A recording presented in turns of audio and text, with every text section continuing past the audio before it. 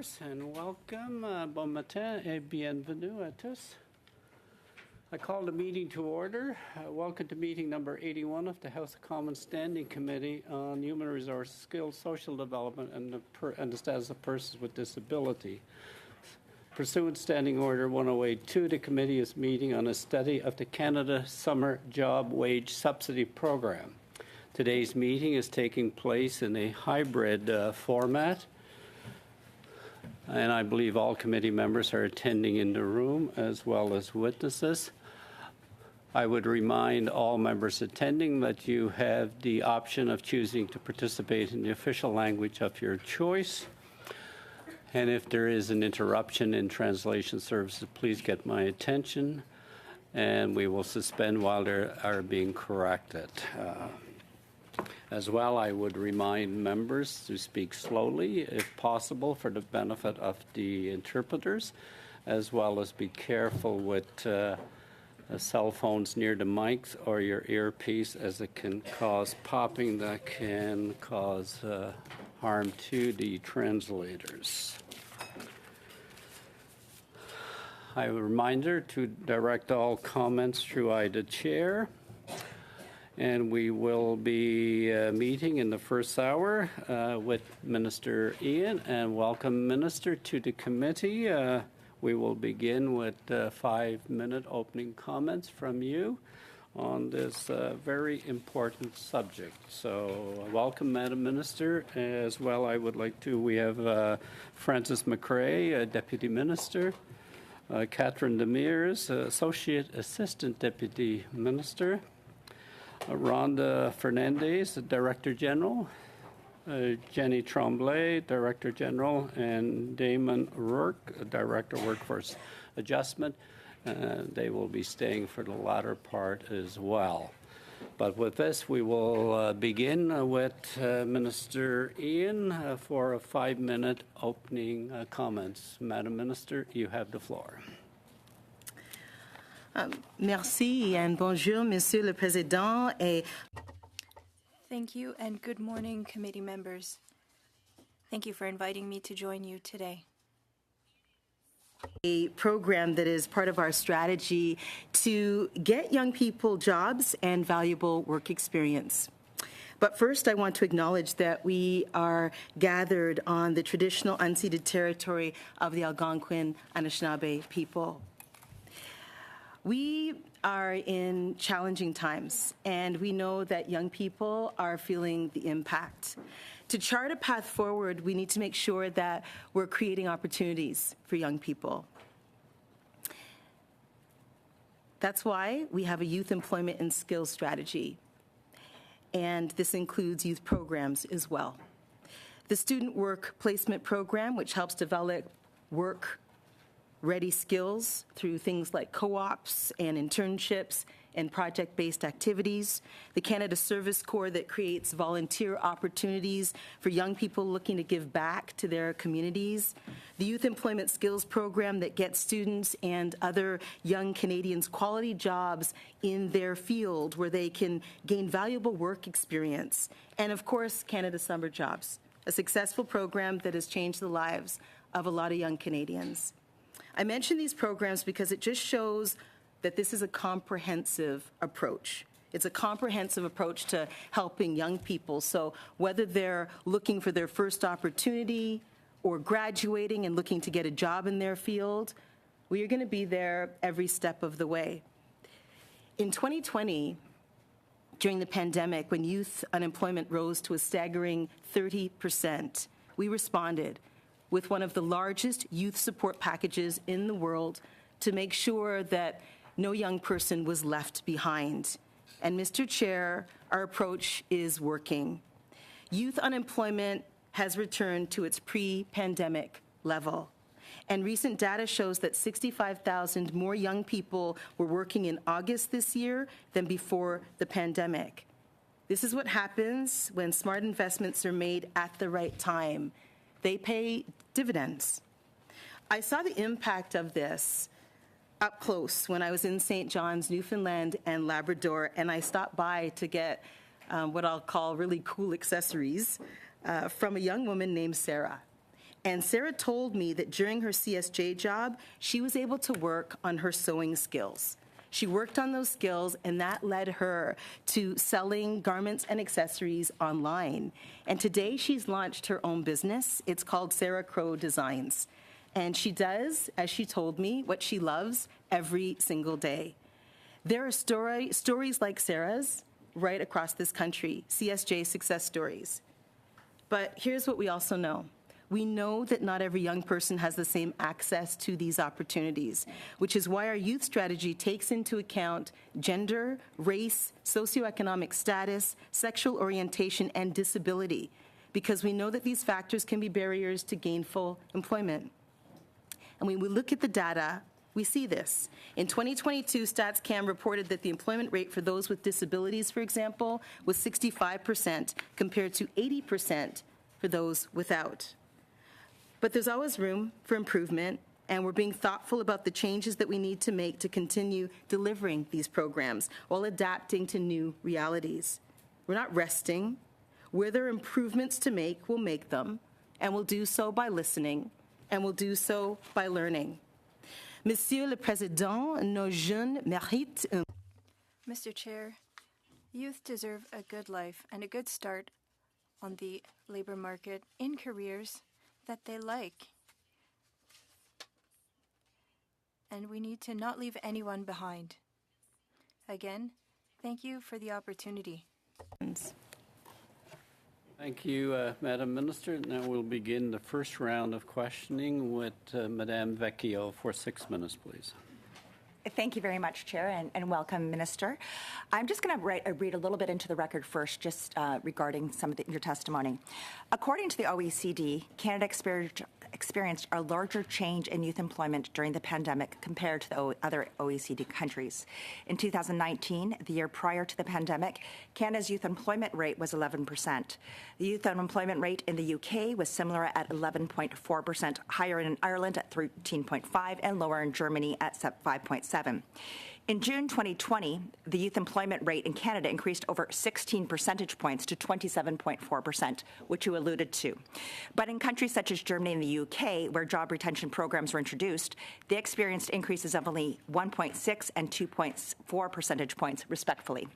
By summer 2021, youth employment rates largely recovered, but remained elevated compared with their levels in 2019 across most of the OECD countries, and Canada was no exception. In Canada, the youth unemployment rate in June of 2021 was 2.6 percentage points higher than in June of 2019.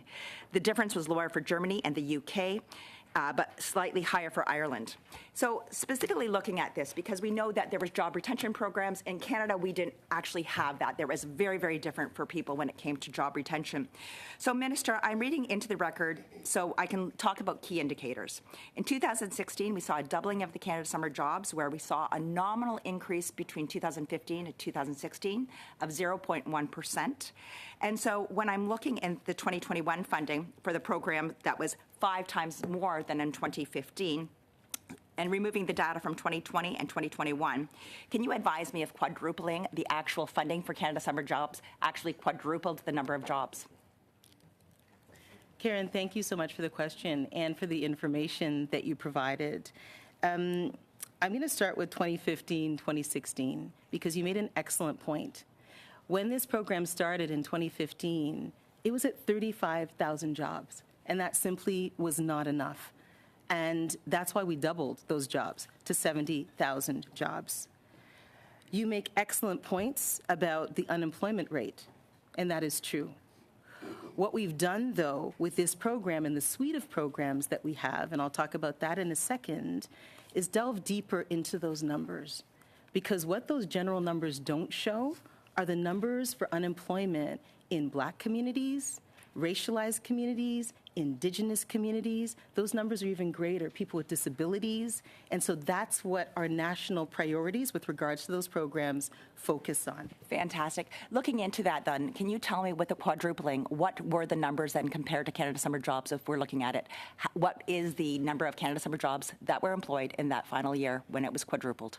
Okay, so what I can tell you is that this has been a program that has been severely oversubscribed for some time. So I'm going to give you some comparative numbers on that. In 2019, Karen, there were 148,000 people that applied for this program. I'm sorry, 79,000 were actually programs that were offered, so jobs that were offered. Okay, so I'm looking at basically doubling those numbers. So this is a program where 148,000 people wanted to take part, organizations, 79,000. So I'm sorry, Minister, so that was in 2019, it was Yes. 79,000 jobs? It So was 148,000 jobs that were Okay. requested, 79,000 were provided. Okay, so it was looking at- meant to be 70, but there was So looking at overflow. those numbers, so it went from 2015, where you're saying it was 35,000, 2016, which was 70,000. That's right. 2019. That's right. It's only 79,000. And then it goes up from there because we had a pandemic. Yeah, So no, when let's you- take those pandemic years But out I of don't there. think we can, Karen. I think it's important that we do, though, because I don't let's think we not- can take them out because that was catastrophic. And when we look at the mental health of kids, when you look at kids who were doing high school at home, and we've got to remember that we've got a suite of programs in the youth employment strategy. Canada Summer Jobs is one of them, and it's high schoolers, Minister, right? I really respect what you're saying there, though I think with the pandemic, we did see the government explode with a lot of money that came out of there. We can talk about the We Charity, but I don't think that's the right thing to do in this space. No, but it was necessary. but it was necessary to increase the number of jobs jobs, there. when we looked at the Yeah. number, the fact that job retention programs, that actually we had close to 30% of Canadian youth not working compared And to it went what down other to countries. 10. But compared to other countries, OECD countries, that we only saw an increase of 2-3%. There was a different approach that we could have taken where kids may be able to have the opportunity to work. I just want to move on to another thing, because we do know that over the 5-year period, there was a change. So how did you communicate to constituents, to the, not only to the members of parliament, but to employers? Because we know in 2022, we went back down, so the number that was provided for funding reduced. Yeah, pre-pandemic funding. The 2019 funding. So can you advise, how did people who were applying for this, how did people in the communities know that there was less than half of what there was the previous year? So, Karen, this is a program run by 338 MPs. But this how is a did- program run by 338 MPs who have priorities, right? And I know that in my riding of Toronto Centre, I basically said, we are going back to pre-pandemic numbers. Minister, did all of them- And then put my priorities, as MPs can do. And Minister, we're listed so them the way they need fortunate. to be. Minister, we're so fortunate because we have that experience. I'm thinking of members of parliament who joined us in 2021. I joined in late 2020, so but I'm one you of those also new are very members. aware of the program. Were there a lot of members of parliament in 2021 that did I wasn't recognize? that aware of the program, and But so I were can there speak other- to my experience Okay. as a new MP. Okay, and what to I'll other- say to you, Karen, is Minister, that this is really important for my time. Please go ahead. So we know that many people had a reduction. Were the new members of parliament aware of the reduction? Because I know that from speaking to members of parliament, they weren't aware, and people in our communities were not aware that the money had been decreased over the last 4 years. it was listed in FES, in the fall economic statement. Okay. It was there. So and I have- Canadian companies knew. Thank you. Perfect. Thank you. Thank you, Ms. Vecchio. Mr. Long for 6 minutes. Thank you, Chair. Good afternoon, or I should say good morning to my colleagues. And Minister, thank you so much for coming. I'm going to focus my attention mainly on, obviously, the Canada Summer Jobs Program. But before I do, I just want to talk about the Youth Employment Skills Strategy, the UES program that is just an unbelievable program in my riding in St. John Rothsay. We have an organization called the Human Development Council that administers that program. And I can honestly tell you, it's probably the most transformational program that we deliver as a government in my riding of St. John Rothsay. We have literally given hundreds of youth who needed that second chance, that face many, many barriers, a chance. And whether it's through, on-the-job training, writing skills, social skills, the program is just unbelievable. So first and foremost, I want to thank you and I want to compliment you on the UES, the skills training jobs. The program is just absolutely unbelievable. I was elected in 2015 and, started to learn a lot about programs and what we were doing and what we were going to deliver. And, with respect to the Canada Summer Jobs Program, that is a program that we doubled. And we started to talk to mainly nonprofits in the riding, just about the unbelievable need and our responsibility to offer programs to youth. And, I can certainly speak to my riding that, give or take, there was about 300 jobs we offered the first year. In my ninth year, or almost in my ninth year, so that would be almost, 25 to 2,700 jobs that we have offered youth in my riding.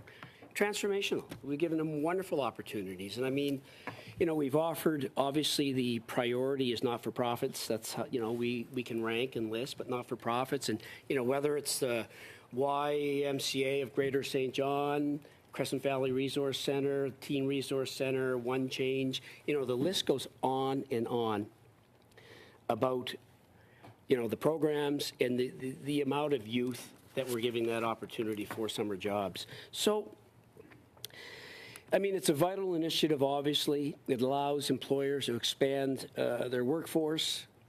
It gives young Canadians that opportunity to learn skills that will benefit them in their future endeavors.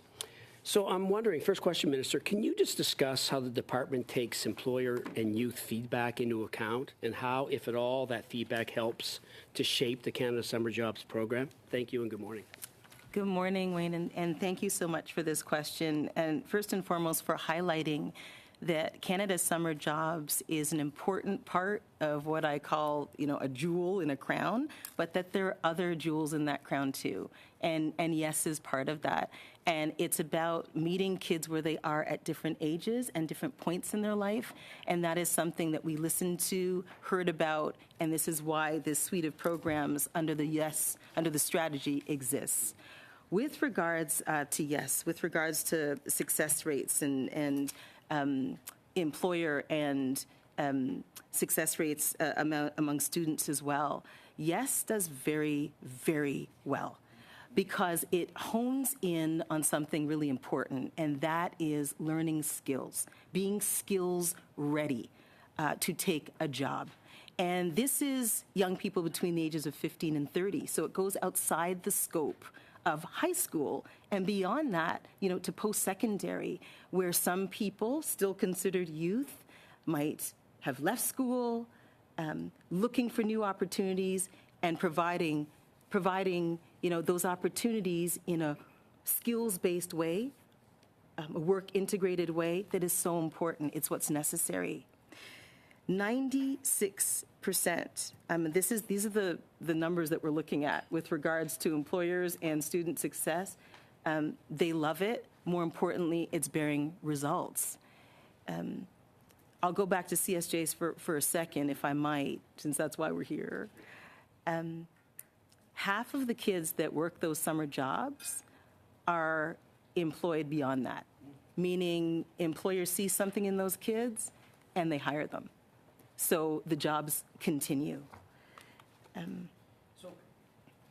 This is in the essence of time. Yes, Thanks please. for that. I see the 1.5 minutes. Lots 1 of minute now, Chair. questions. Yeah. But, one of the great things I love about the program, and I mean, obviously we're back in our constituencies in the summers, that, we can get out, we can visit the employers, we can get photo ops. Summer tours. Yeah, Yep. pictures with students, it's wonderful.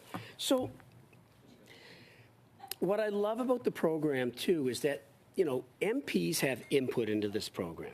Like no other program. Like no other program. Like when I say this is run by 338 MPs. It is. I mean, like no other program. It's not, we could always improve, but it's one of those programs where we can actually look at it and determine, rankings and evaluations and things like that. So, I speak with my constituents and business owners, and I just want to make sure that what I hear from them is reflected on job opportunities provided. So can you just elaborate just for a minute on the selection process? Mm-hmm. And if you, like me, think MP's role in the delivery of this program is integral. Yeah. A short answer. Yes, Mr. Chair. Local priorities. MPs get to rank.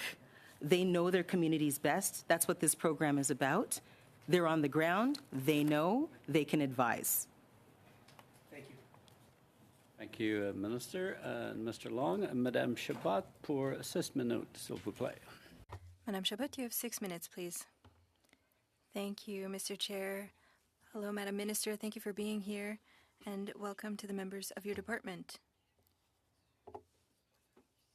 I carefully listened to your presentation, and as you know, I will focus on the Canada Summer Jobs program because our study focuses on that Canada Summer Jobs program. This isn't to take away from the other programs, but we want to focus on this, and so we want to hear more about the funding and the framework. I will speak on my behalf and on behalf of my colleagues in the bloc and other colleagues as well, because we sent you a letter from 4 political parties through Mr. Morris, and I think we were surprised to see that in our respective ridings, there was a decrease of 30% in the funding for the Canada Summer Jobs program compared to previous years that were pandemic years. And so to say it clearly, we were brought back to our pre-pandemic budget, so 2019-2020, when we're in 2022, 2023, and the program is more popular. This program is increasingly meeting the needs of organizations and youth, and it allows them to develop some skills. And you stated this in your speech. You met with a young person who was able to get a job and stay in that field. And so there are opportunities everywhere, but were you able to examine the shock for the number of jobs that were able to be given to young people? And my second question is that we're waiting on a budget update. Are you ready to request an increase in funding for the Canada Summer Jobs program?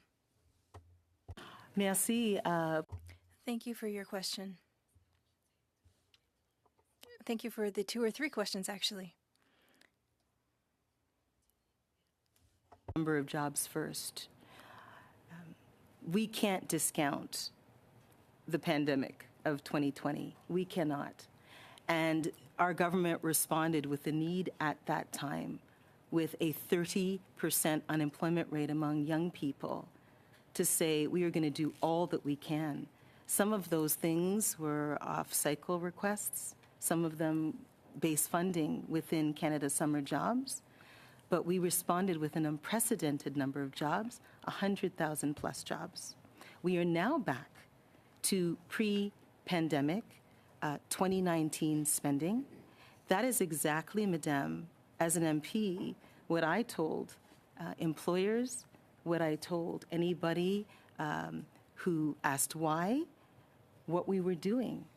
CSJ, as I mentioned, is an incredibly successful program. It's an oversubscribed program, but is not the only program. It's important to look at everything as a whole.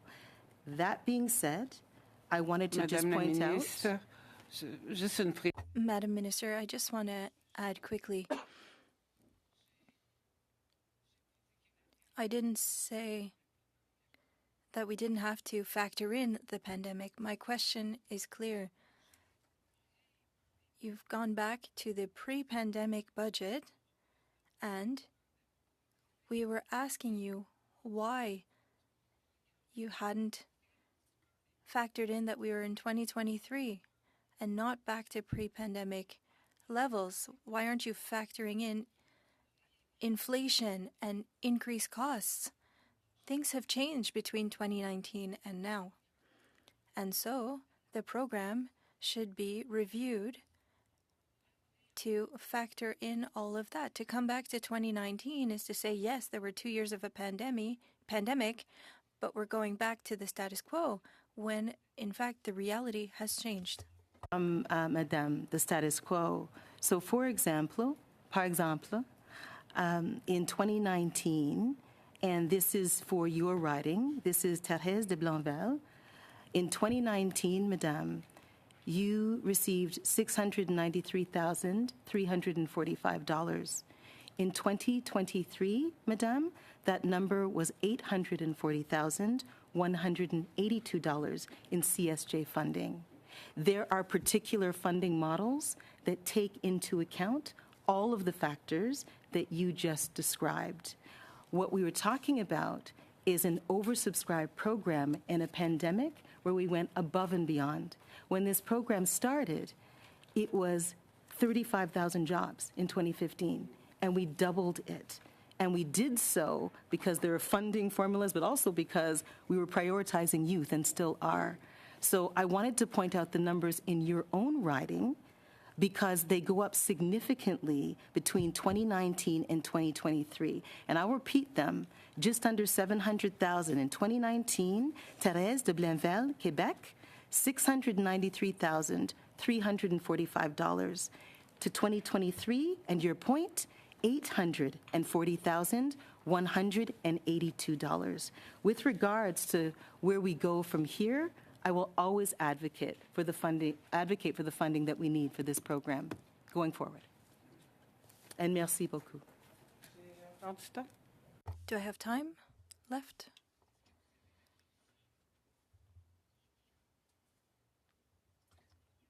Programme, est-ce que vous... For the next program, have you asked the Department of Finance to increase funding for the program, or will it be the same situation as last year? Make sure that we always advocate for this program and advocate for the suite of programs that we have under the strategy. Merci beaucoup, Madame. Merci, Madame Chabot. Madame Zarillo for 6 minutes, please. Thank you, Mr. Chair, and thank you, Minister, for being here today. And I just wanted to revisit something that you raised earlier around the discrimination that happens in employment in Canada and this opportunity to address that. So based on the data that I have seen, the reduction in the post-pandemic funding disproportionately hurt women, girls, Indigenous youth, and youth with disabilities.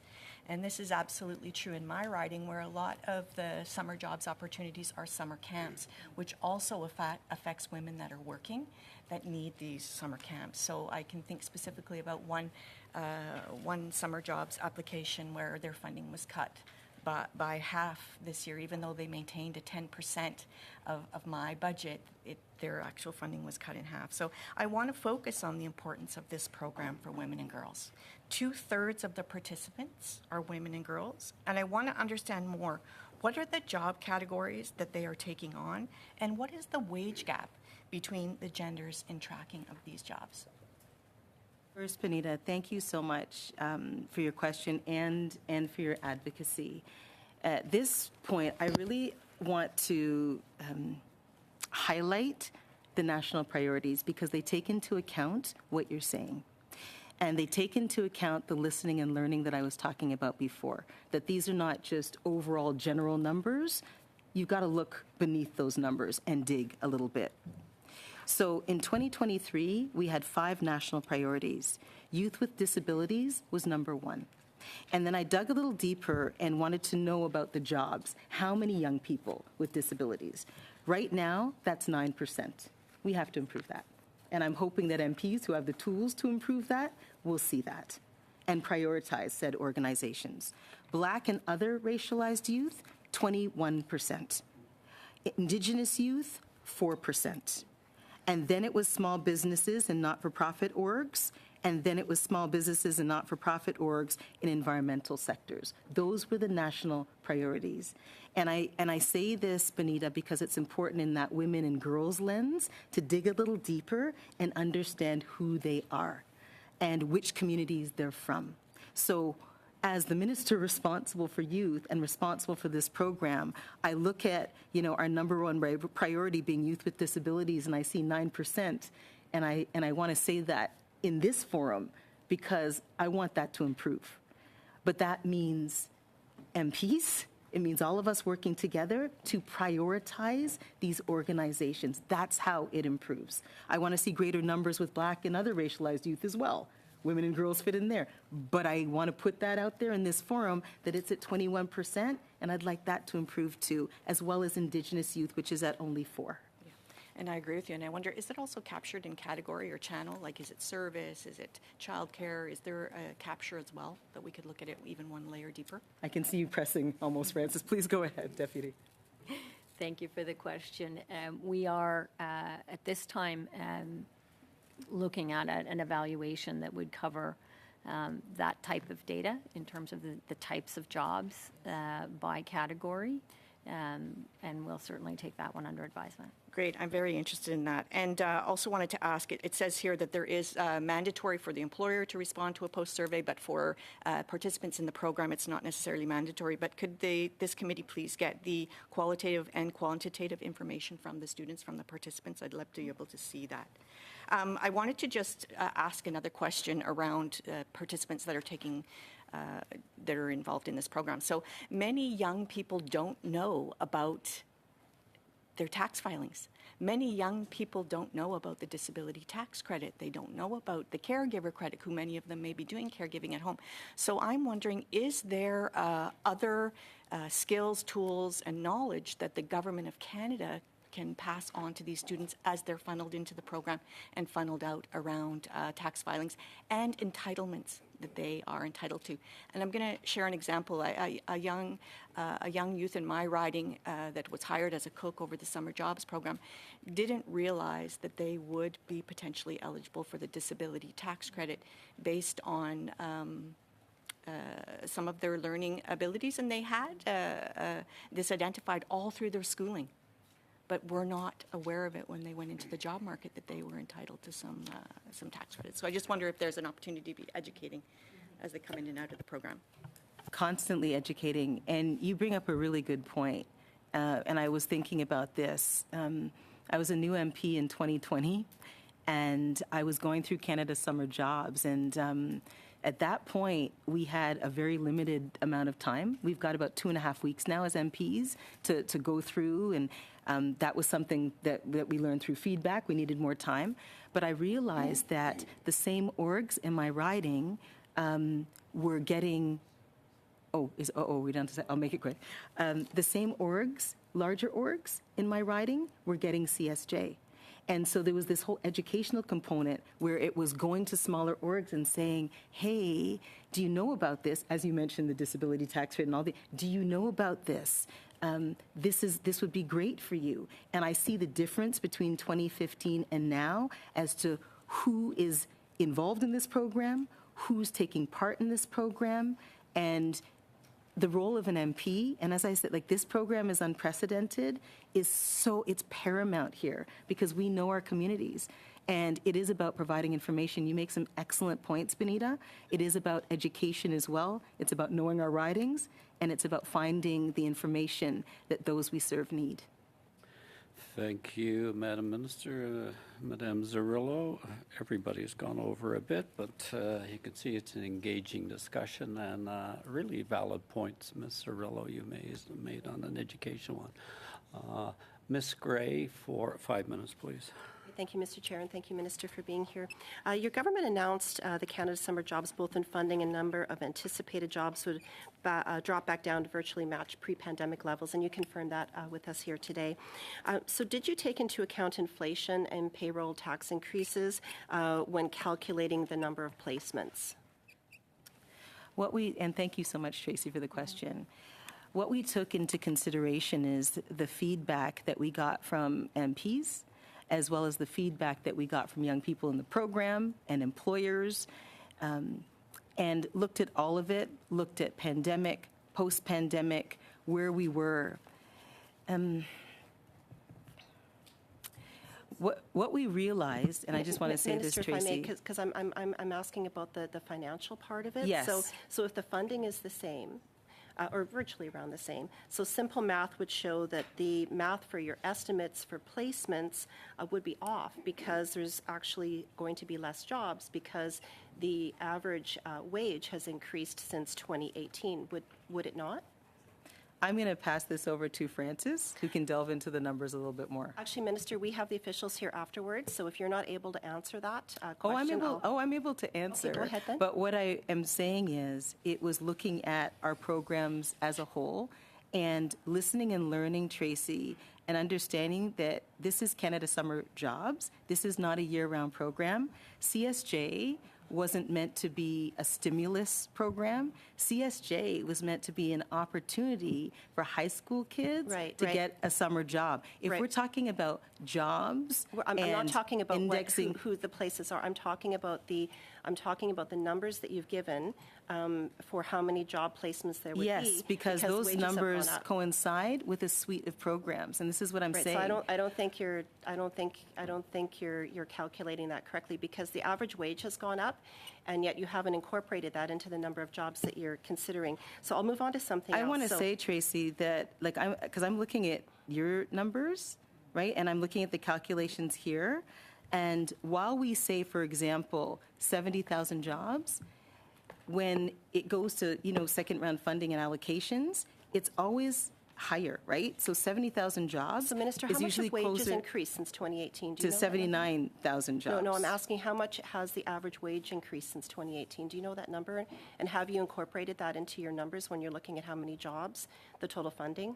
It's a yes or no. Like, Well, have it's you not a yes or incorporated no that? because you're also dealing with different provinces, right? And you're dealing with different minimum wages. I'll take It's that not as a a no. yes or no. What happens, Tracy, in Kelowna Lake Country, British Right, okay, I'm Columbia, gonna go on is to not something the else, same as what Minister. happens Yeah, 'cause you're not- in Toronto, you're not answering the question. Ontario.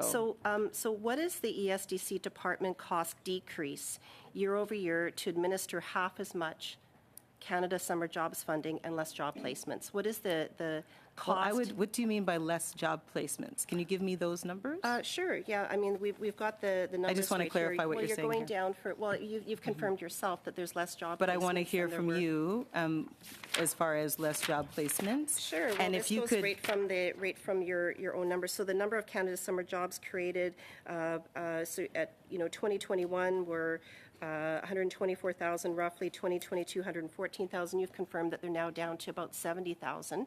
So my question is, you're cutting the funding down to pre-pandemic levels.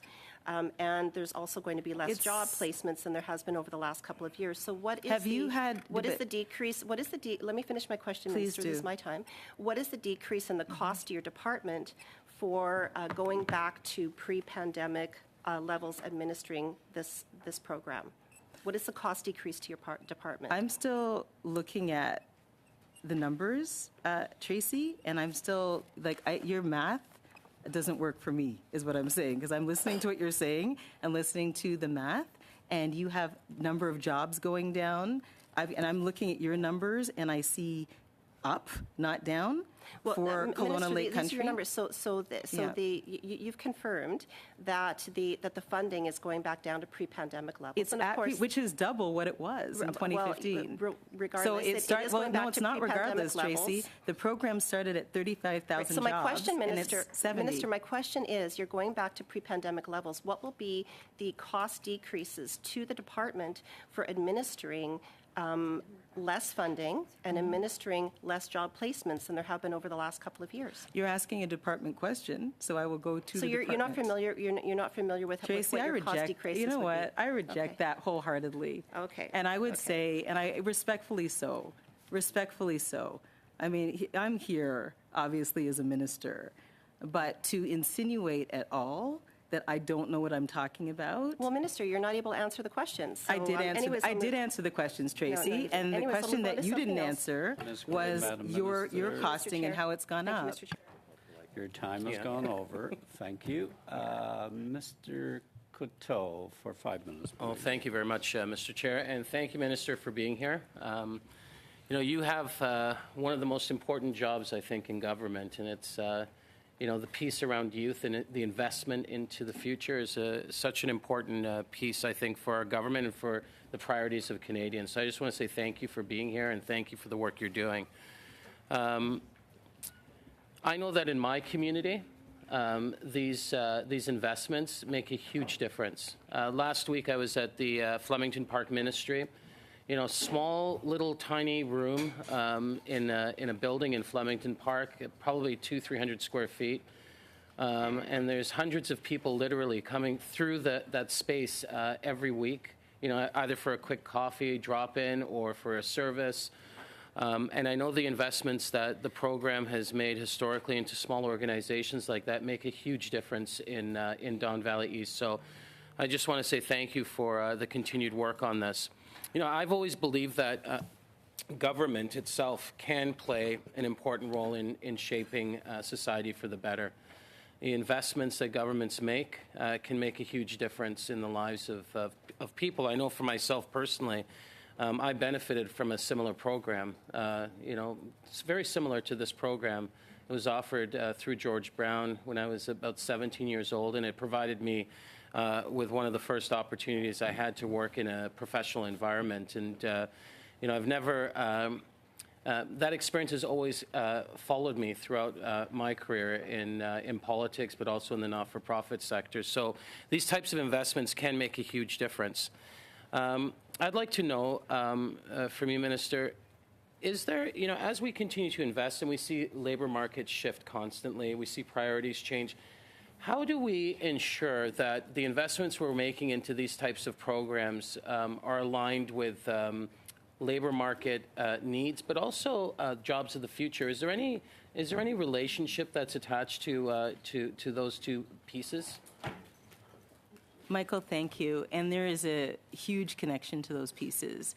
Work integrated learning, providing kids with skills in co-ops and work placements and projects is huge. Canada Service Corps, volunteerism. We now, through a pilot, that was a program that started at 15, and it now starts at 12 because we wanted to reach kids earlier.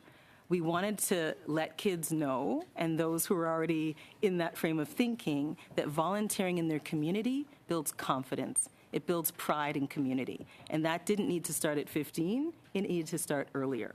Because we knew that middle school is where, and I'm speaking personally of my riding of Toronto Centre, is where kids start to go astray. A lot of them are latchkey kids.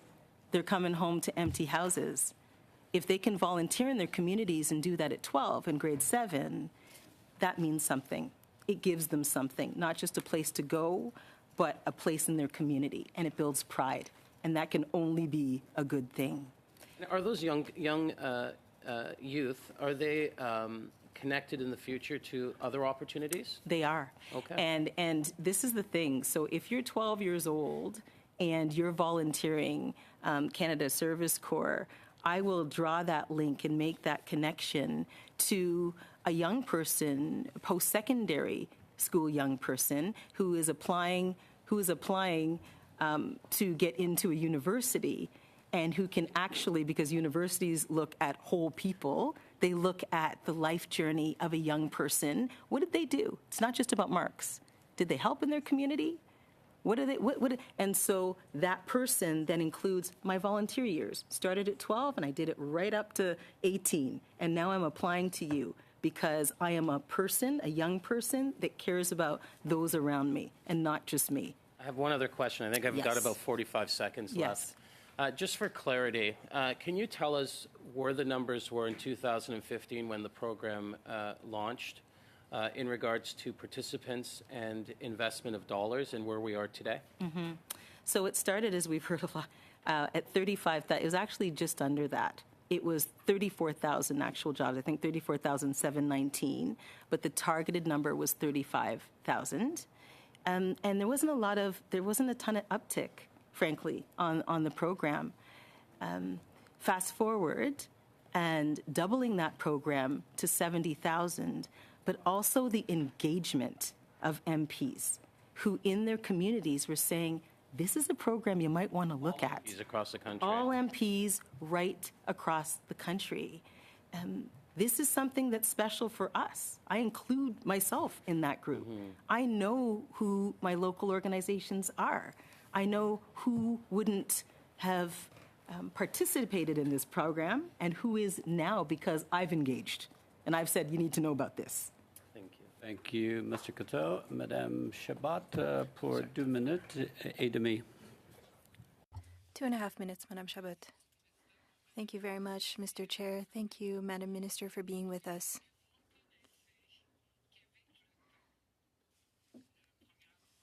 So, over time, there's been an increase of the need for Canada's summer jobs. And can you recognize that there have been demographic changes and there is inflation? And this program plays a double role. It's supposed to help employers, for nonprofits, for example, and they survive thanks to this program. And they don't need 50 jobs to fill. It's 10 to 12 weeks, and I've heard throughout my riding, I'm not sure if it's the same elsewhere, usually it's 8 weeks max. But I can come back to this on the second hour with your staff. And so this program needs to be seen as an investment and not spending. And improving it to meet the needs is positive. It was increased a little bit, but it seems to have stagnated. And it's not factoring in changes, demographic changes or inflation changes. If we could see this as an investment, we would be proud to implement changes in order to help organizations that are unable to carry out their activities without this assistance. There's a need for employers and for youth.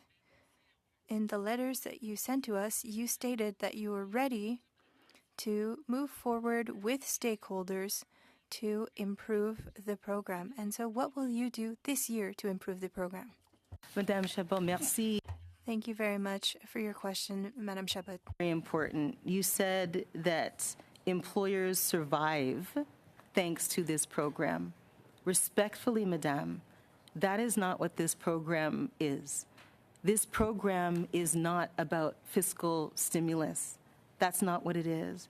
It is a program that provides opportunity to young people during the summer. It is a testament that this program is oversubscribed. MPs love it. 338 help run it. But that's not what it is. This is why there is a suite of programs in concert with Canada Summer Jobs to meet the needs that you're talking about. This is a program for kids for the summer. Is it perfect? No. But we are constantly listening and improving. We heard from MPs that MPs needed more time with regards to choosing their priorities, choosing their orgs, and so we did that. There are several tools, feedback tools that we use and incorporate. A short rebuttal. Yes, Mr. Chair. So it's not the survival of an employer. Let's look at a summer camp for autistic children. To have 2 jobs for young people, but for that organization, that's how they survive. Without Canada Summer Jobs, there would be no space in that summer camp. Mr. Chair? Short answer. A short Madam answer. Minister. And I absolutely agree. Those camps are so important. And I visited a camp in Montreal most recently for kids with disabilities. And there were young people, CSJ students working there and helping. It is so very important. But what I'm saying, Madame, and those camps are extremely important, absolutely. That is up to MPs to prioritize in their communities what they would like to see. Thank you. Merci, Madame Chabot. Madame Zarrillo for 2.5 or extra, as the others got.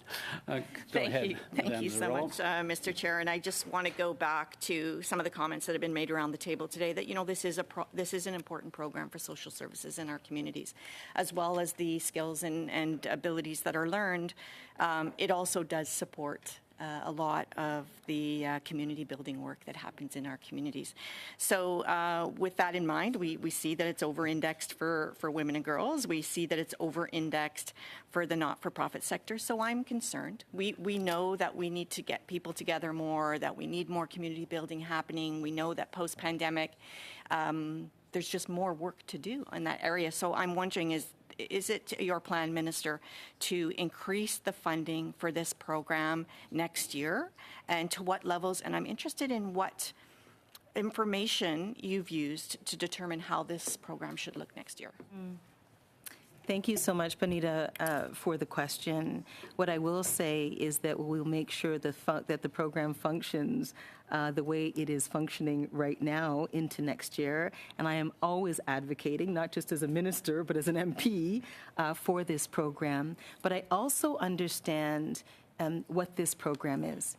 And when you take 70,000 jobs, and you look at the checks and balances that have to happen with those 70,000 jobs, and you have 338 MPs with their local priorities, that's a lot. Like, this is huge. This is huge. And I have to say, only so much is possible. The reality is the reality. And so will CSJ continue? Absolutely.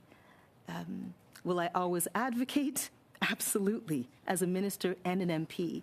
But we also have to recognize that it is huge, it is popular, and at the center of everything, it really is the kids that are being served, and these kids getting the best experience over the summer that they can. That's what it's about. So I'll just take this opportunity to reiterate that any cut in the program does disproportionately affect women, girls, Indigenous youth, and youth with disabilities. But I did note that you had some data there from different ridings. So at the end of this meeting, if I could ask you for the Port Moody Coquitlam information, that'd be awesome. Yes. And then I wanted to go back just to the wage gap question that I asked earlier. Is there data collected around the wage gap by gender? I'm so interested to know, because we know that the not-for-profit sector is heavily women. Pensions are not a thing. Wages aren't necessarily as high as they are in other markets. So I just want to make sure that we're not setting up girls and young women in salaries that are not comparative. Well, we know from province to province it's minimum wage, and so there wouldn't be a disparity there, but we can get you some more numbers for sure. And I will just quickly give you your numbers. So in 2019, Bonita, 718,083. In 2023, 775,673. And pleased to give you more numbers as you need. Thank you. You're welcome. Madame Cirillo. Now we'll adjourn the first hour at about 12:05. The minister, because we started a few minutes late. So what I'm going to do is 4 minutes to the official opposition, 4 minutes to the government, who I understand are going to give it to Mr. Morris. So I believe Madame Ferrari for 4 minutes, please. Thank you, and thank you, Minister, for attending committee today. Can you table to the committee your mandate letter that was issued to you, because there was a shuffle in cabinet by the Prime Minister, your new mandate letter? My mandate letter is unchanged. It's unchanged? I have the same ministry. You do? So I do. So there's no new mandate letters issued or no? Not for me. Okay, thank you. You're welcome. I think one of the issues that we've heard today is just sort of how the program is being rolled out. And you said in your opening remarks that you want to make changes and do so by listening and learning. So I would like to share with the committee a letter from my riding, the Township of Selwyn, a motion that was carried, and I'm just going to read into the record a little bit of what was said into it. Whereas in 2023, the Selwyn Public Library, as well as other libraries in Peterborough County, did not receive this federal funding, valued annually, Selwyn's case, at approximately $6,300, it did not learn that funding was not approved until mid-July, and that given the late notice had to use fundraising dollars to fund summer students to support library programming. So you can imagine how challenging that would be to not have any answers when you are banking on money that you would have gotten, but to also have a program that's not giving them any correspondence, any information till mid-July. I guess what I'm asking here on behalf of the township, Minister, is how do you reconcile the inefficiencies in the system and the communication gaps that are clearly happening that are impacting what is supposed to be the mandate, which is to ensure that students are getting employed and that the businesses are benefiting from these students being employed? Michelle, thanks so much for the question. I would ask first where the library was with regards to your priorities, because MPs have the tools to do that. I know as an MP, I list the organizations that I believe should benefit from this program, and then there is another round. So I'm just trying to understand where the Selwyn Library was in all of that. Yeah, for sure. It was prioritized. It was at the top of the priority. And I think what the other point that I think needs to be made is that only 10% of the local priorities. So in 2018, the Committee Study on Canada Summer Jobs had a recommendation to respond to national and local priorities to improve access to the labor market. And then it goes on from there. And it's only a 10% scoring criteria of local needs is balanced and serving communities well. Do you think that that is a fair, 10%? So, as I said before, Michelle, I'm trying to understand where Selwyn was. You said that they were prioritized. Of course. But where? In the first round, prioritized, top of the list, and they were told no. They weren't told anything. That's the whole problem. There was no communication. They weren't informed of anything until mid-July. I'm not going to get into, and I shouldn't be delving into specific cases, but what I will do, Michelle, is we'll talk after this. Sure. And because that concerns me, I want to understand what happened, okay? For sure, and I do appreciate that. And I think that's one of the big concerns. We've heard from across the way, and there's supposed to be benefits here, and 100%. But I would challenge you greatly, Minister, that you're saying that this program is run by MPs. With all due respect, Minister, it is run by your ministry. It is not run by us. There is no other program that has the type of MP involvement. So and I know MP that as an involvement MP is significantly different than saying we run it. That's what you said on record, Minister, that we run this program. I said helped is what I said. No, you didn't. You said it's run by this program is run by 338 MPs. That's what you said. Okay.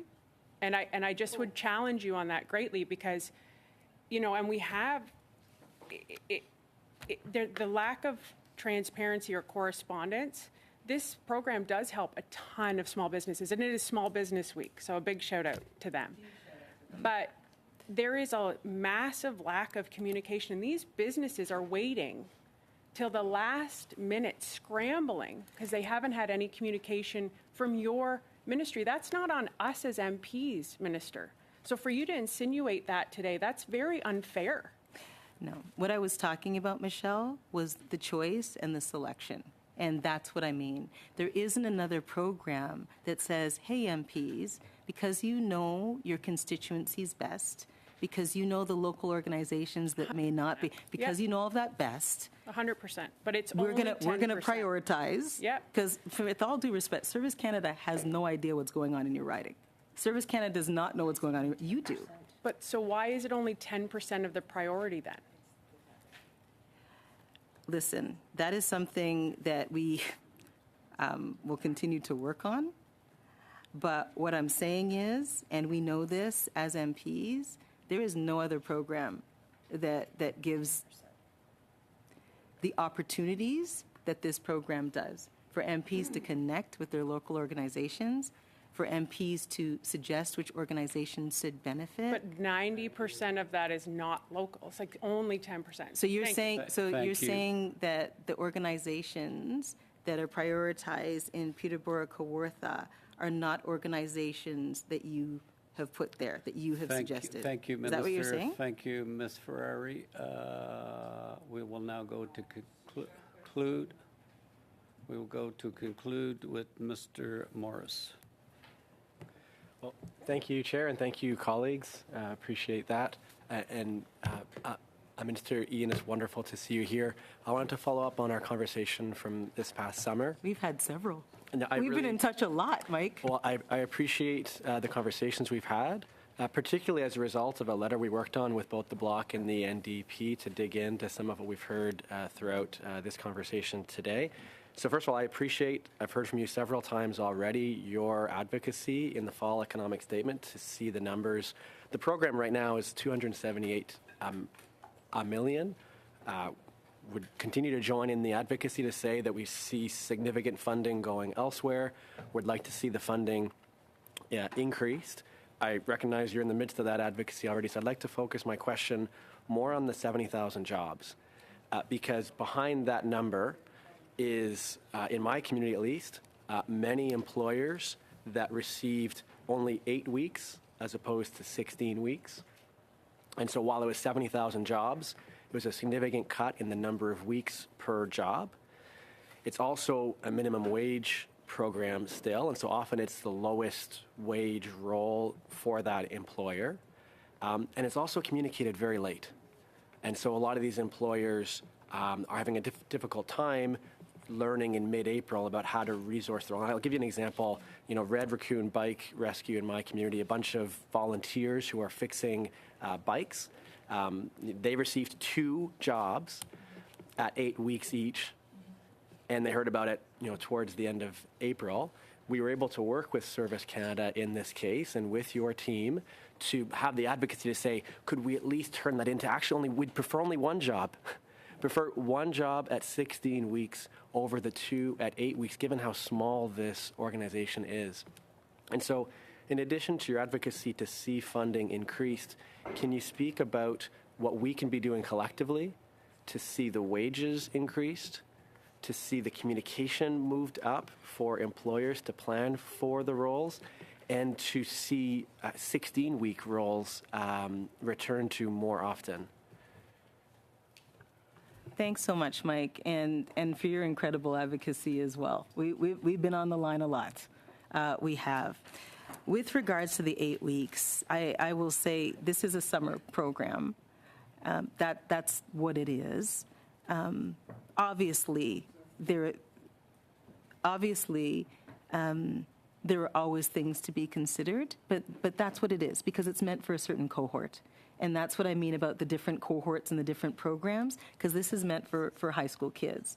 With regards to employers and late notice, it was one of the things that we heard from MPs, and we changed. So the call out for proposals, the call out for employers starts in November. It starts in a month and will go till January. And because we heard, listen, things are too late, we need to know earlier. So November is now the time. So in a month from now, that'll be happening. The notification to the employer, though, remains to be, I think, April 19th or so this year was the date. So I'd encourage anything that can be done. I know Service Canada is working hard. Anything that could be done to move the entire window earlier for applications to open earlier, and then the notifications, if they could be made in February or March and have employers be ready to act, that if a post-secondary student, for example, who would like to start on May 1st, if we could see more of those opportunities made available with more notice. Certainly I can speak for employers in Kitchener-Sarnia, and I know you've received some letters from them. They are very keen to have that extra notice period, to even put a challenge to say, if Canada Summer Jobs were to pay a living wage, maybe the Government of Canada could say, we'd encourage you to ensure every role in your organization is paying a living wage, and we're going to help make sure that you can do that. On behalf of employers in Kitchener Centre, strongly encourage you to have that advocacy included, along with a return to pandemic funding levels. Thank you. Thank you, Mike. Madam Minister, do you have a response? I just want to thank Mike and frankly thank everybody. It isn't often that you come into a room like this and people are so not just excited, but advocating so hard for a program that obviously is not perfect, but is working so well for young people across this country. Just honored to be with you here today. And thank you. There is much to consider. There is information that we need to get back to you, obviously. But I will tell you, it feels very much as I leave here, Mr. Chair, that we're on the right path. It's not a perfect path, but we're on a path that serves young people well. So thank you for the time. Thank you, Minister. And you're right, there were some very valid points raised here that would improve the delivery in the writings. So we appreciate you taking the time to listen to that. The committee will suspend for, let's say, 2 minutes, and then we'll go back into the final hour with the department officials. So again, thank you, Minister. And I forgot to welcome, we had Madame Vecchio was in the committee. Yeah. It was unbelievable. And leaving as Ms. Hefner is leaving as well. So good having you here and having you, Minister. Thank you. You can see it's a program that the members of Parliament are quite in tune with. Thank you. We'll suspend for 2 minutes.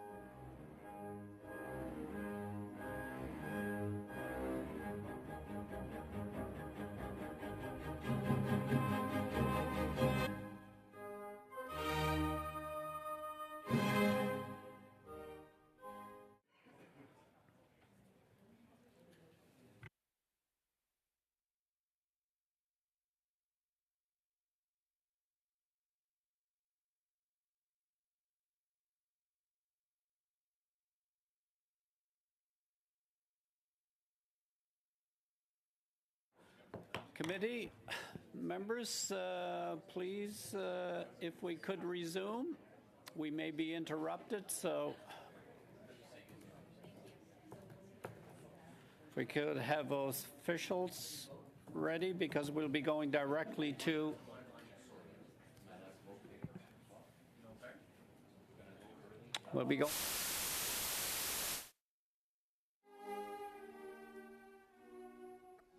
in session with the officials from the ministry.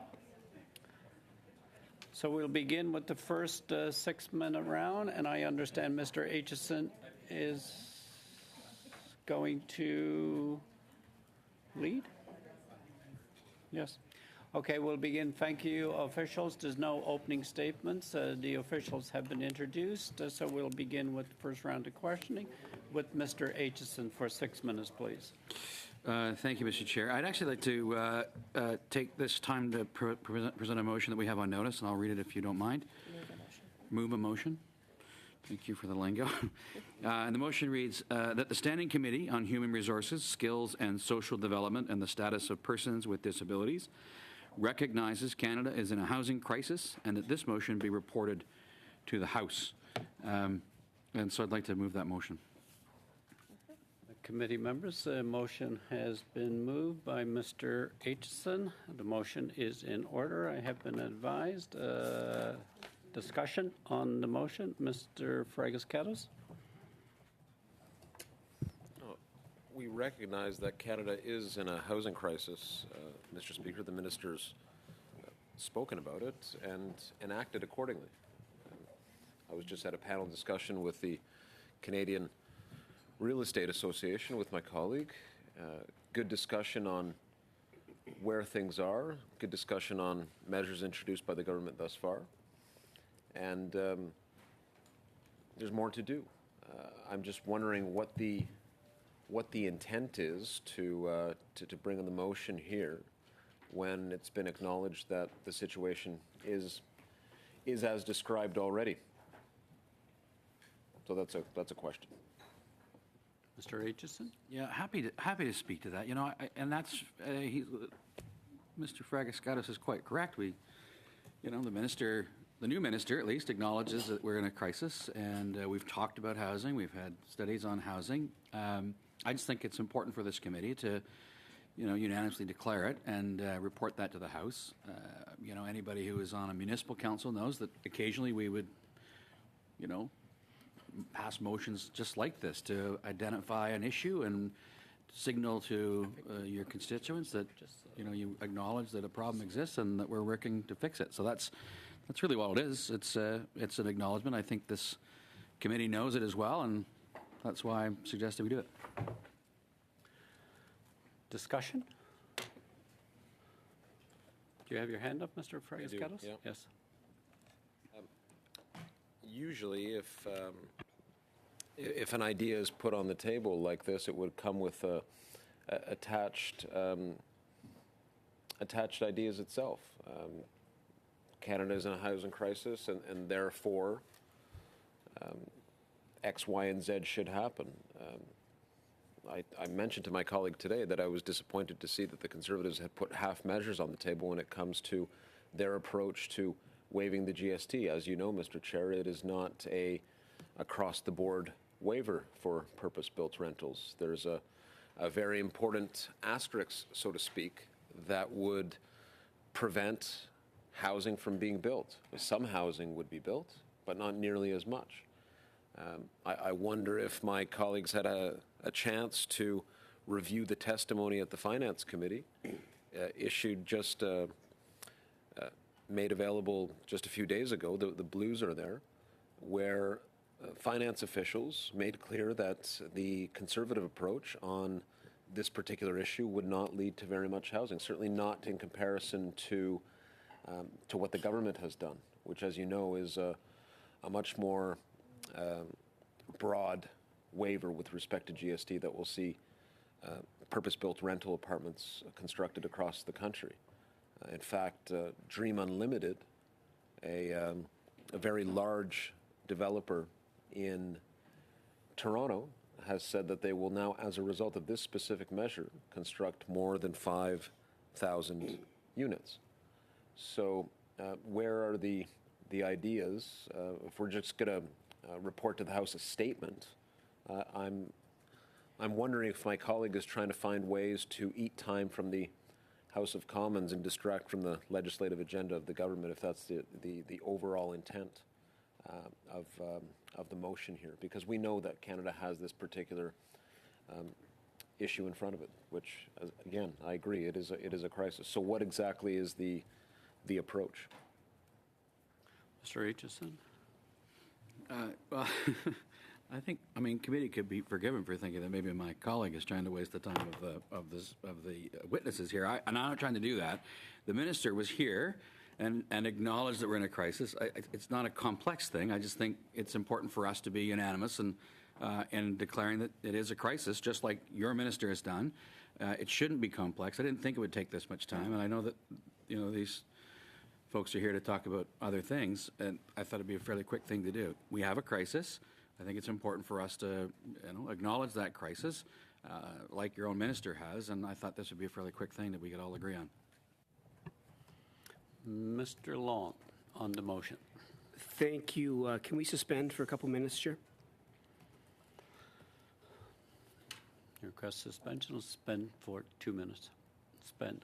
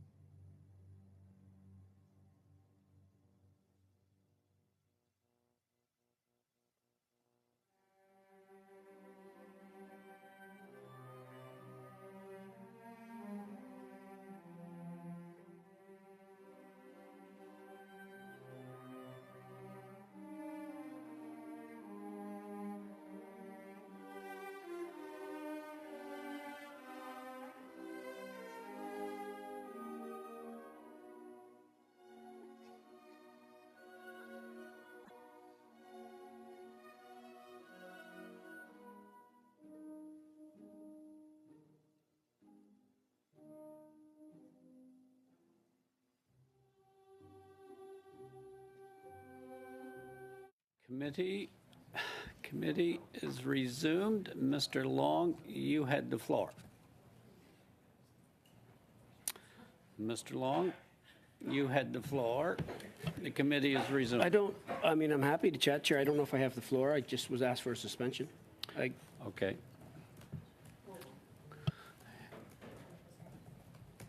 The motion, I see Mr. Fragas-Catos and Madame Zarrillo. Mr. Fragas-Catos, then we go to Madame Zarrillo on the motion.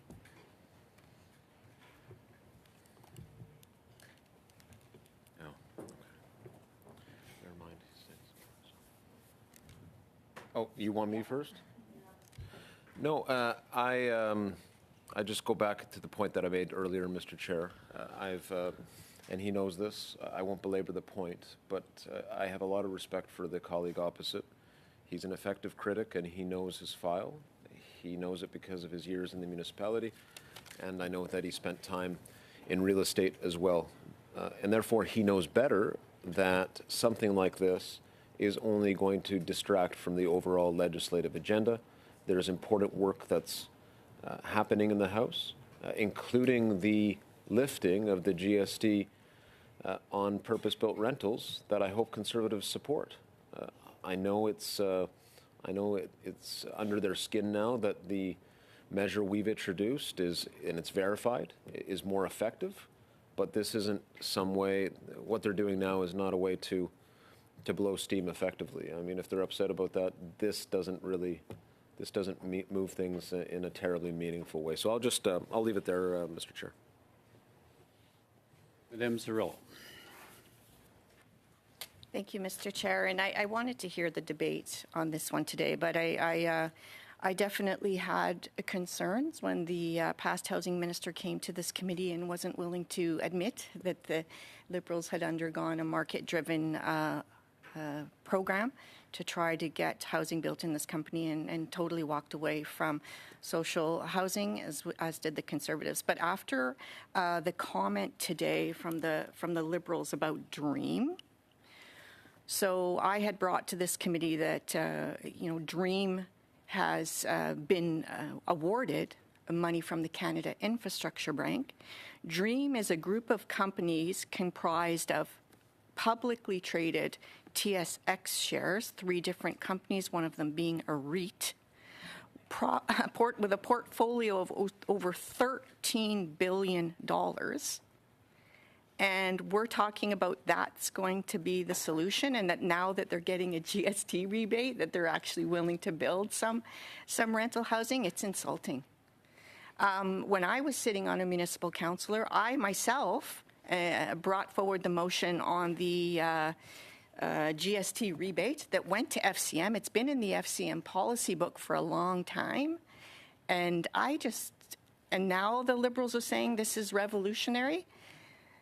They need to have a fire lit under them because they don't seem to understand the critical nature of what we're dealing with here. And many of us who are in the Confed building and who go back and forth from West Buck would have seen the person outside today saying winter is coming and we need to address homelessness.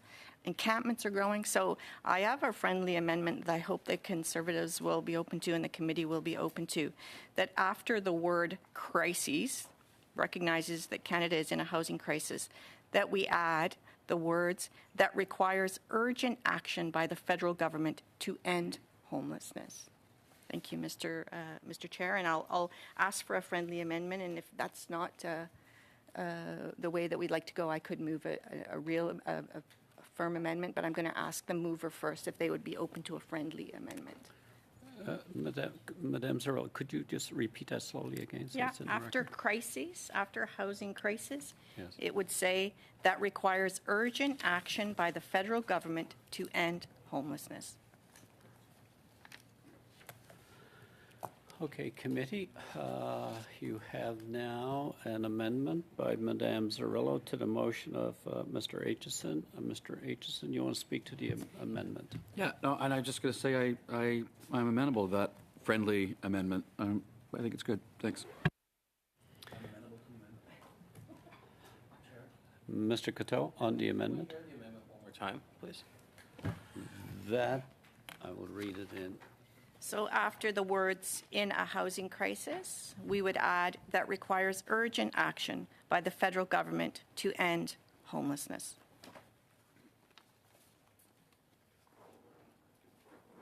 And then it would continue with, and that this motion be reported to the House. Seeing no further discussion on the amendment of Madame Zerrillo, I'm going to call a recorded vote on the amendment of Madame Zerrillo. Mr. Clerk, a recorded vote. You want to be recorded or just a division? Let's see, recorded vote.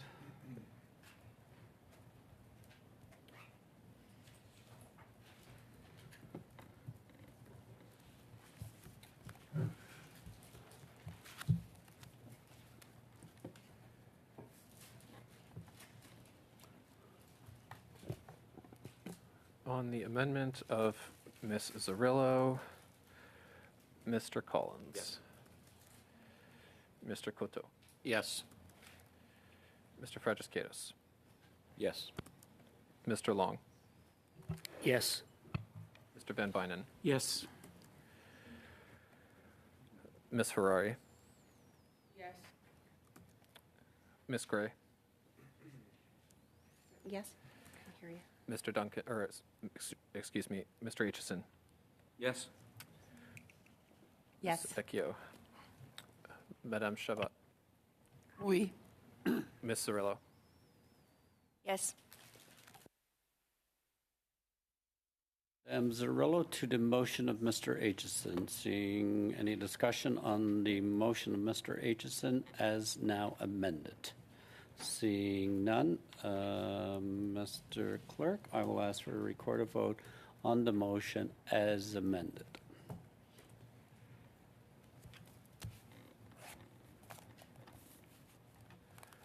on the motion as amended, Mr. Collins. Yes. Mr. Couteau. Oui. Mr. Fragiskatos. Yes. Mr. Long. Yes. Mr. Van Bynen. Oui. Ms. Ferrari. Yes. Ms. Gray. Yes. Ms. Vecchio. Yes. Mr. Aitchison. Yes. Madame Chabot. Oui. Ms. Cirillo. Yes. Everyone, yes. The motion of Mr. Aitchison amended has been adopted unanimously by the committee and will be reported to the House. With that, I will return to the committee's study on the Canada Summer Jobs with the officials, and we will now go to Mr. Aitchison for 6 minutes. I'm going to give my time to Ms. You Gray. can give it to whoever you choose. Ms. Gray for 6 minutes. Great. Thank you very much, Mr. Chair, and thank you. Maybe one full round. Okay. And, Great. Thank you so much, and thank you to the officials for being here today. Has the minister given you any directives regarding the Canada Summer Jobs Program?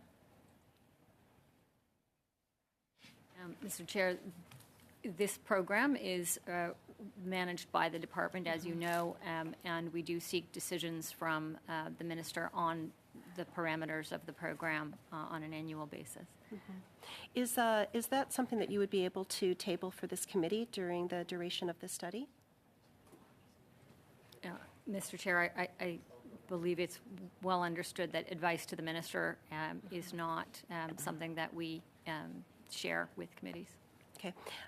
Do you track Canada Summer Job inquiries, issues, and complaints both from employers and from applicants that may come in? I'm going to turn to my operations colleagues to answer the specifics of the tracking. I will say we do have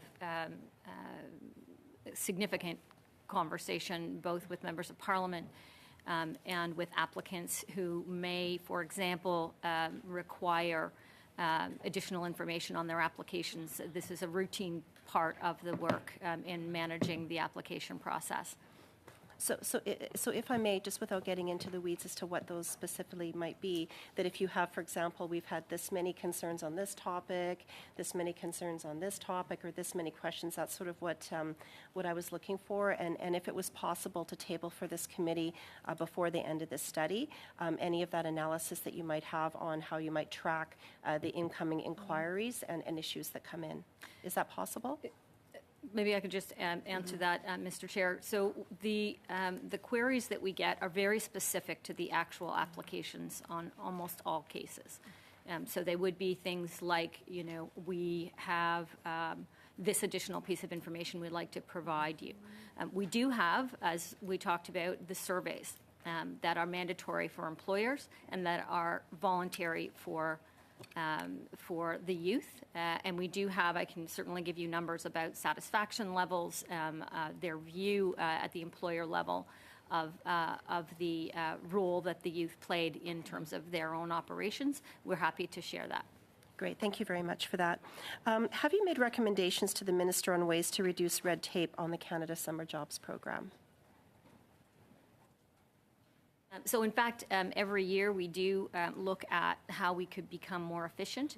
I will just maybe add, for context, the program operations branch that manages the Canada Summer Jobs Program actually also manages a wide range of programs. So there are over 40 programs that are run at ESDC. And 70 unique program streams. So when we provide advice on efficiency, we do consider how that efficiency can be distributed across the programs. I would just say it's our objective to make sure we get the material out and the program launched as early as possible as we can. And certainly we do talk about efficiencies as we run the program in terms of making sure that we can get answers out to employers as soon as we can. Great, thank you. And are you able to table for this committee some of those internal recommendations or objectives that your department might be working on regarding the administration of this program? Mr. Chair, as I mentioned before, any recommendations that we would make to the minister, any advice that we would provide in terms of efficiencies, other recommendations on the program, those are not documents we can table. Thank you. What are your service standards for responding to questions? What are your service standards specifically for timelines in responding to questions that might come in from from employers? From employers and MPs, we do have very specific processes. In particular, our Service Canada offices regionally are very much in touch with all the 338 members of Parliament. As you can imagine, there are questions that come in during the application period. My question is, like, what are the service standards in response times? Like, a lot of departments will have certain response time service standards, and are you meeting those service standards? So I will turn to my colleagues in terms of timelines. I would just say two things. One, we run very well-attended information sessions every year for members of Parliament. Right. I just want to focus on this, and my time is almost up. Sorry, on the questions, it depends on the complexity, I would say. If I may, like, we're hearing that it takes anywhere. I had a constituent from my riding reach out that it took a month, and I've got a copy of the email to have a response back for a question that they have. And we've had from other business groups that it takes up to 3 months to get a response back, a very simple question from the department. So, whatever information you can provide and table for this committee on what your service standards are and if they're being met would be very helpful. You can go ahead, Damon. In terms of, as the deputy mentioned, it depends on if it's a correspondence or, there are some inquiries that we get from MPs directly through our Service Canada offices that we endeavor to answer as quickly as possible. So it does depend on the complexity of the issue raised, but on the simple ones, the service standard is as quickly as possible. And what is as quickly as possible? Do you have so many days? Well, it depends on whether or not we have to go back to the employer to clarify exactly what the question may be, and we work with them directly to be able to resolve it. So sometimes we just resolve it quickly. Do you have those do you have service standards? And in the way of when somebody inquires, we have to respond within this certain time period, or depending on the complexity, do you not have those different standards? And are you not able to speak to those? We do have standards in place. So what are they? In terms of the... Sorry, Madam Gray, and Mr. Rick, the bells are now ringing in the House. They're 30-minute bells. What is the wishes of the committee? Ms. Gray, you were over your 6 minutes, so we concluded. What's the wishes of the committee? We will not get the full 6-minute round in for everybody. Ms. Vecchio? Since I'm here for the committee for the first time, I'd recommend we go additional 15 minutes, providing enough ample time for us to get across to vote. So we're okay with 15 more minutes, which should get us a complete round. I'll cut you a bit short. Seeing nodding yes. Mr. Van Bynen for 6 right on the time, and then Madame Chabot and Zarello. Thank you, Mr. Chair. Ms. Vecchio. Thank you, Mr. Chair. Let me begin by acknowledging the incredible value and the impact our community has received through the Canada Summer Jobs. Just this last year, we supported 320 jobs for young adults and supported 60-plus organizations in the Canada Summer Jobs funding in my riding of Newmarket Aurora. But the impact does not stop there. In fact, it's countless families that were able to find programming that supported their children in camp programs that would otherwise not exist without the Canada Summer Jobs. And so it is without doubt one of the most anticipated and the most successful programs our government provides to communities across the country. And as we seek input from those with firsthand knowledge of the program in future meetings, let us make sure that our mandate is to improve on the program that is already highly valued. This past summer, I visited and spoke with numerous organizations that were running programs funded by Canada Summer Jobs. And in many cases, the young adults who attended these programs also attended them when they were younger. So a lot of repeats, and that's critically important. They had intimate knowledge of the experience and were quick to return when they had the opportunity. We cannot underestimate the value of the work experience of these young adults that they gain from Canada Summer Jobs. So let's also acknowledge, though, that there is room for improvement. And I appreciate the many challenges that the Canada Summer Jobs creates for the applicants, the planning, the budgeting, the interviewing of applicants to support and to staff programs, and then accepting young people into the programs. And when I look at the timelines, I have to ask if the deadlines really work, or should there be changes in the application period and the funding notification? And whoever's able to answer that question. Thank you, Mr. Chair, for the question. The program is a very high volume program. I think we've heard about that a little bit earlier. So the application period is designed to obviously try to allow for MPs to be reaching all the employers in their communities who may be interested. So there's a fair opportunity to apply. Then we have to assess the applications. The applications are assessed against 15 criteria, which are outlined in the applicant guide. So it does take a fair bit of time to get through the assessments and the eligibility list. And then, of course, is the MP engagement in terms of priority setting. I will say that we learn every year how we might be able to improve in terms of efficiency. But we also want to be sure that, for example, when employers decide they are going to withdraw some applications or they're not able to find youth for the jobs, we want to reinvest that money. So there's additional opportunities, I know, for members of Parliament to identify 5 priorities that they would like to see funded should money become available as time goes on. So, the process of getting to the final applicants is a lengthy one, partly because we are working with 338 different members of Parliament, and also we're constantly having employers who shift their plans. To start the process sooner. How much consideration is being given to starting the process sooner?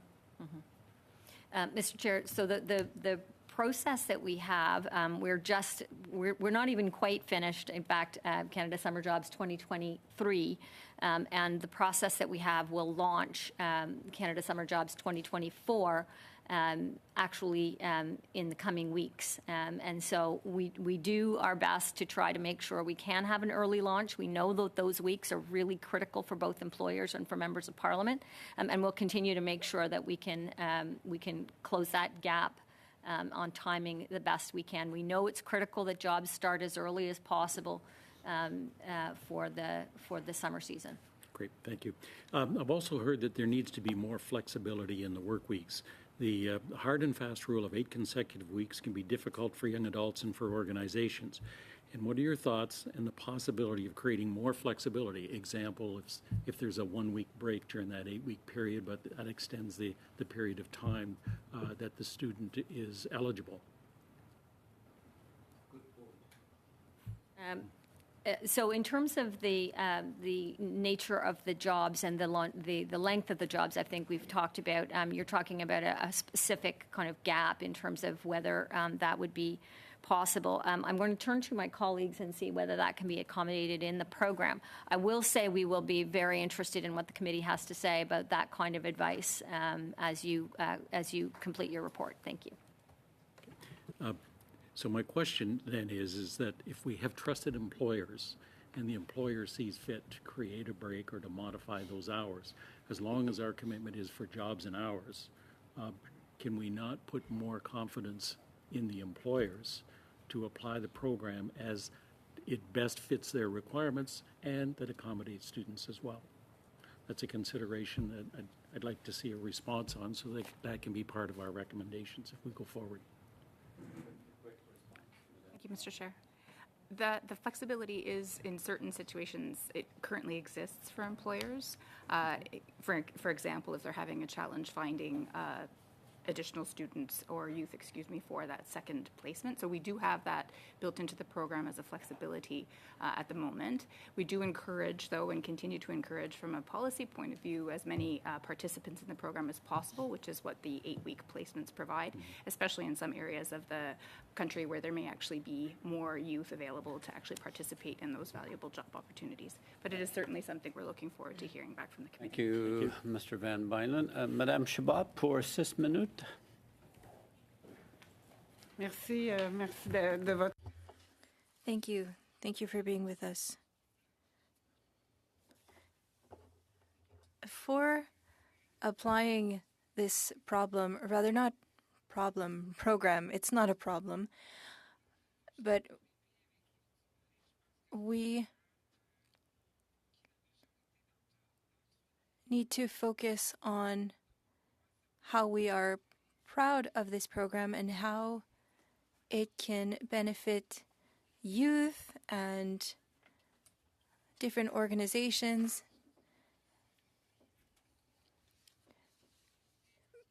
But we want to also improve it. Since 2019, there are issues year after year. Would it be possible for us to be informed? Could employers be informed of changes to programs? You said that these changes, or rather that we'll have the new program in a few weeks. And I know that there is some power to members. If I had that kind of power, I would double the number of jobs personally. But before the program comes out, would you be able to share information with us? What will be the funds allocated for the next program? How many jobs? Because once all of that is determined, well, then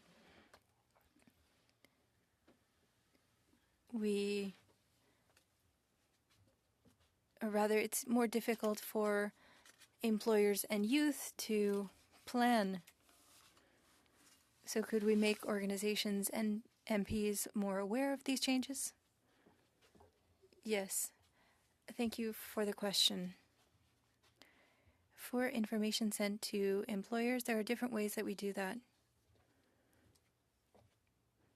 We rely on MPs and their parties to share information.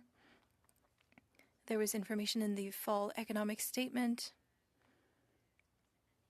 This year, however, we are preparing a kit for MPs, and so they will be able to raise awareness for all programs, not only Canada Summer Jobs. There was a launch of the Youth Strategic Employment Program. There was a call for applications sent out last week. And so it's mostly through MPs that we do this awareness raising. So you'll understand that last year, MPs were shocked. Yes, we can work together on goals, but these are big goals. We're not giving you a list of organizations with our priorities, community organizations, municipalities. We can do that, but we were still shocked to see that the budget was 30% lower than during the pandemic,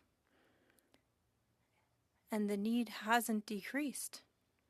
And so if we could have some foreseeability and know, or rather, is the budget going to increase?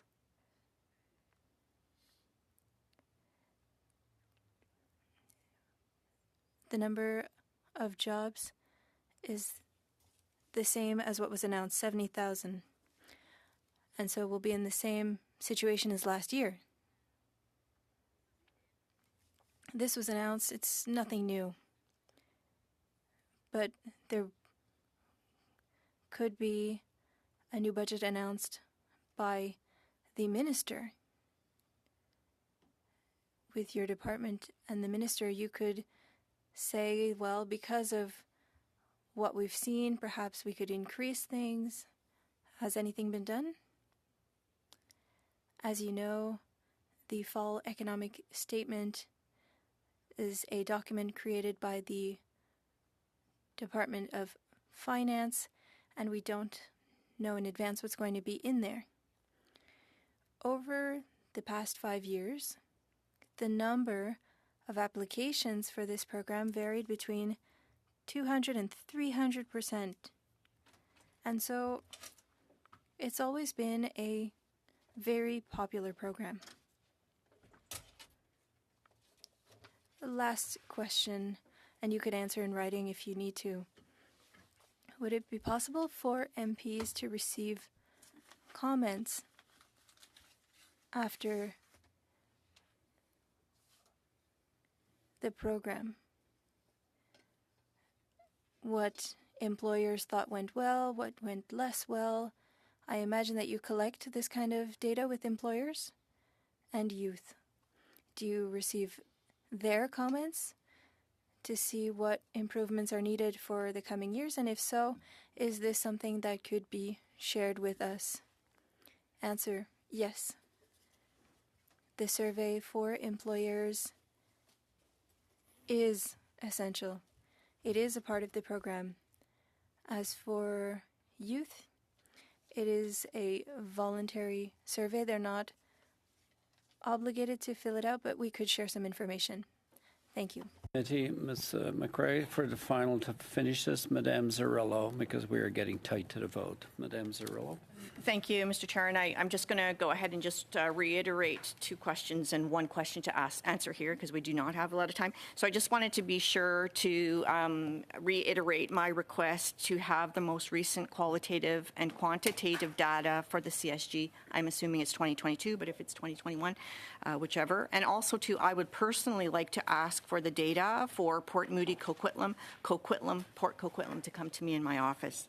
I also assume that there will be a post-analysis of this year's Canada Summer Jobs Grant based on the impact of the drastic reduction in funding. I'm very interested in those results too. So if those could also be reported to those committees, this committee once they're available. So my question is around information sessions for those communities that English or French is not their first language. I think about my riding of Port Moody Coquitlam where there's a very strong presence of Korean and Persian small businesses that have not been able to be aware of the program or have access to the program. Is there a plan to have information sessions that are demographically aligned with community?